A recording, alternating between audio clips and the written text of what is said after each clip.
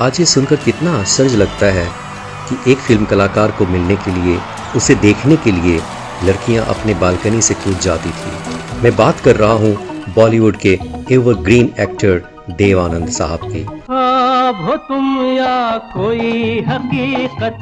देव आनंद साहब बेहतरीन अदाकार तो थे ही, साथ में वो निर्माता थे, लेखक थे और दिग्दर्शक भी। दोस्तों, आज देव साहब के बारे में, निजी जिंदगी के बारे में सब कुछ जानेंगे। देव बाबू का जन्म 26 सितंबर 1927 को शंकरगढ़, गुरदासपुर, पंजाब में हुआ। पंजाब का ये हिस्सा आज पाकिस्तान में है। देव साहब का पूरा नाम था धर्मदेव पिशोरीमल आनंद। इनके पिताजी पिशोरीमल पेशे से वकील थे। कहाँ तक पढ़े हो? देवानंद ने लाहौर, पाकिस्तान में अपनी पढ़ाई पूरी की थी। MA? जिन्हें मैट्रिक फेल, कोई इतराज है? वो अंग्रेजी साहित्य से स्नातक यानी ग्रेजुएट थे। ग्रेजुएट की डिग्री हासिल करने के बाद देवानंद और आगे पढ़ना चाहते थे, लेकिन उनके पिता ने उसे नौकरी के साथ साथ पढ़ाई करने की सलाह दी थी। देवानंद नौकरी की तलाश में मुंबई आए। साल था सन 1943 का। वो कहते हैं मुंबई आने पर उनके पास मात्र 30 रुपये ही बचे थे। वो यहाँ पेइंग गेस्ट में रहने लगे।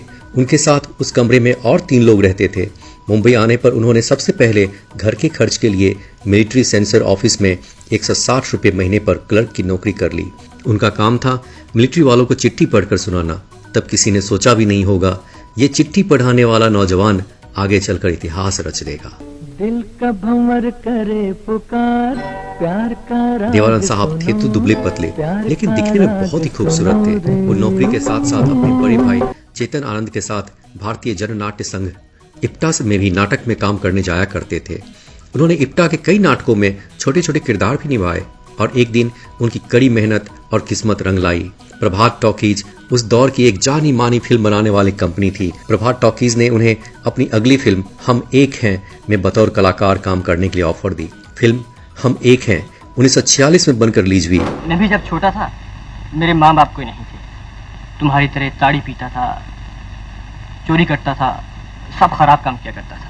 अब देखो ये सब छोड़ लिख पढ़ लिया है तो सब लोग कितना मानते हैं। धर्मदेव पिशोरीमल आनंद अब हिंदी फिल्म जगत के देवानंद बन गए थे। कांची रे पहली फिल्म कुछ खास कमाल तो नहीं कर पाई, लेकिन पहले ब्रेक के बाद ही देवानंद को एक के बाद एक फिल्म मिलती चली गई। आने वाले सालों में उनकी 2 फिल्म मोहन और फिल्म आगे बढ़ो रिलीज हुई, लेकिन उनकी शुरुआत की तीनों फिल्में ही पूरी तरह नाकाम रही। लेकिन इस बीच देवानंद काफी लोगों के दोस्त बन गए थे, जिनमें प्रमुख थे गुरुदत्त और अशोक कुमार। उस जमाने के जाने माने अदाकार दादा मुनि अशोक कुमार के सिफारिश से देवानंद को बॉम्बे टॉकीज की एक बड़ी फिल्म जिद्दी में काम करने का मौका मिला। 1948 में रिलीज हुई फिल्म जिद्दी बॉक्स ऑफिस पर जबरदस्त कामयाब रही और देखते ही देखते महज 3 साल में अपनी चौथी फिल्म से देवानंद स्टार बन गए। फिल्मी जगत वालों का मानना है कि आपकी एकाध सफल फिल्म आपको स्टार तो बना देती है, लेकिन किसी भी स्टार के लिए अपने स्टारडम को कायम रखने के लिए उसे बहुत मेहनत करनी पड़ती है। देवानंद साहब ने अपनी कड़ी मेहनत और सूझबूझ के साथ अपनी पहली फिल्म हिट होते ही 1949 में उन्होंने अपनी फिल्म बनाने की एक कंपनी खोल ली, जिसको नाम दिया गया Navketan film. Navketan film company के बैनर में उन्होंने सबसे पहले फिल्म बनाई अफसर। इस फिल्म के हीरो देव साहब खुद थे। हीरोइन थी उस जमाने की जानी मानी हीरोइन सुरैया, और इस फिल्म का निर्देशन किया था देवानंद के बड़े भाई चेतन आनंद ने। 1950 के दशक में रिलीज हुई फिल्म अफसर बुरी तरह फ्लॉप रही, लेकिन 50 के दशक में देव साहब की पहली फिल्म को जोड़कर तकरीबन 18 फिल्में रिलीज हुई थी। इससे एक बात तो साबित हो चुकी थी कि देवानंद ने बतौर अदाकार लोगों के दिलों में अपनी जगह बना ली थी। जीवन के सफर में रही। दोस्तों, 60 का दशक शुरू होते ही देव साहब ने नवकेतन कंपनी से 1951 में अपनी दूसरी फिल्म बनाई बाजी। इस फिल्म का निर्देशन किया था गुरुदत्त ने। ये फिल्म उस दौर की सबसे बड़ी हिट फिल्म साबित हुई।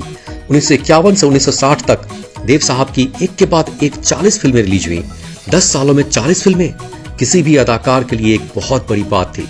उनकी 40 फिल्मों में बेहतरीन फिल्मों की बात करें तो वो थी टैक्सी ड्राइवर, पॉकेट मार, फंटूस, CID, पेइंग गेस्ट, 16वां सावन, काला पानी, लव मैरिज, काला बाजार और बम्बई का बाबू। इस दशक में फिल्म काला पानी के लिए देव साहब को बेस्ट अदाकार के लिए फिल्म फेयर का अवार्ड से सम्मानित किया गया था। दोस्तों, देव साहब 60 के दशक में सबसे ज्यादा पॉपुलर रहे। आलम यह था कि उनकी रूमानियत का जादू लड़कियों पर ऐसा चला कि लड़कियां उनकी एक झलक पाने के लिए अपनी बालकनियों से कूद जाती थी। देव साहब को काला कोट पैंट और सफेद शर्ट पहनने पर पाबंदी लगाई गई थी, क्योंकि काले कोट पैंट और सफेद शर्ट में देव साहब इतने खूबसूरत दिखते थे कि लड़कियां ना चाहकर भी उनकी दीवानी हो जाती थी और खुदकुशी भी कर लेती थी। हिंदी फिल्म जगत के इतिहास में ऐसा जादू किसी और अदाकार में आज तक नहीं देखा गया।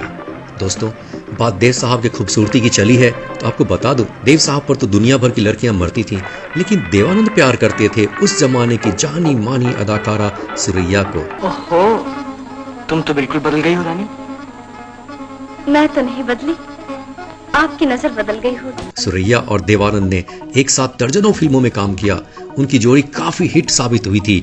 4 साल बाद आए हैं आप। उनका प्यार भी किसी से छुपा नहीं था, लेकिन कहा जाता है सुरैया की दादी को यह पसंद नहीं था। शहर जाकर लोग कड़वे ही हो जाते हैं। जो जाता है बदल जाता है। ना उसे कभी अपना घर याद आता है और ना घर वाले। कि सुरैया किसी हिंदू लड़के से शादी करे, इस बात को लेकर देवानंद ने तो अपनी फिल्म टैक्सी ड्राइवर की हीरोइन कल्पना कार्तिक से 1956 में शादी रचा ली थी। लेकिन सुरैया ने पूरी जिंदगी किसी से शादी नहीं की। कहते हैं जब सुरैया का देहांत हुआ तो देव साहब खास उनके जनाजे में उनको कंधा देने शामिल हुए थे। सुरैया और देव साहब का प्यार सच में अमर प्रेम था। जड़ गई और जाने वाले चले गए। दोस्तों, 70 का दशक आते आते देवानंद साहब हिंदी फिल्म जगत के टॉप के अदाकार बन चुके थे। उनकी हर साल 1-2 फिल्में जरूर रिलीज होती थी। 70 के दशक में उनकी 19 फिल्में रिलीज हुई। इन फिल्मों में गाइड, ज्वेल थिफ, जॉनी मेरा नाम और प्रेम पुजारी जैसी फिल्मों ने तो जबरदस्त कमाया। फूलों के रंग से, दिल की कलम से। 1965 की गाइड फिल्म के लिए देव साहब को एक बार फिर बेस्ट अदाकार का फिल्म फेयर अवार्ड मिला। पल भर के लिए कोई हमें प्यार कर ले। फिल्म गाइड के बारे में कहा जाता है कि दोबारा ऐसी फिल्म कभी नहीं बन सकती। इतना ही नहीं, इस फिल्म की कहानी को कई बंगाली निर्देशक बनाने के बारे में पहले ही सोच चुके थे, लेकिन देव साहब ने गाइड फिल्म बनाकर सच में इतिहास रच दिया। कहीं बीते ना ये रातें, कहीं बीते ना ये दिन। जैसा कि हमने बताया, देव साहब अपनी फिल्म कंपनी नवकेतन से फिल्में बनाकर निर्माता तो पहले ही बन गए थे, लेकिन 70 के दशक में वो लेखक और दिग्दर्शक भी बन गए। उनके निर्देशन में बनी पहली फिल्म थी प्रेम पुजारी, जो एक सुपर हिट फिल्म साबित हुई थी। देव साहब ने अपने निर्देशन में 17 फिल्में बनाई, जिनमें काफी चर्चा में रही थी फिल्म प्रेम पुजारी, हरे रामा हरे कृष्णा, हीरा पन्ना, लूट मार, अव्वल नंबर, मैं 16 बरस की, सेंसर और उनकी आखिरी फिल्म मिस्टर प्राइम मिनिस्टर। देव साहब एक और बात के लिए काफी चर्चा में रहे थे। देव साहब ने बॉलीवुड को कई हीरोइनें दी, जैसे जीनत अमान, टीना मुनीम, तब्बू, ऋचा शर्मा और फातिमा शेख। वैसे जीनत अमान, टीना मुनीम और तब्बू के अलावा बाकी हीरोइनें जल्द ही बॉलीवुड से गायब हो गई थी। देवानंद साहब ब्लैक एंड व्हाइट के जमाने से जब तक जिंदा रहे तब तक बॉलीवुड में अपना योगदान देते रहे। उन्होंने 60 सालों तक हिंदी फिल्म जगत पर राज किया।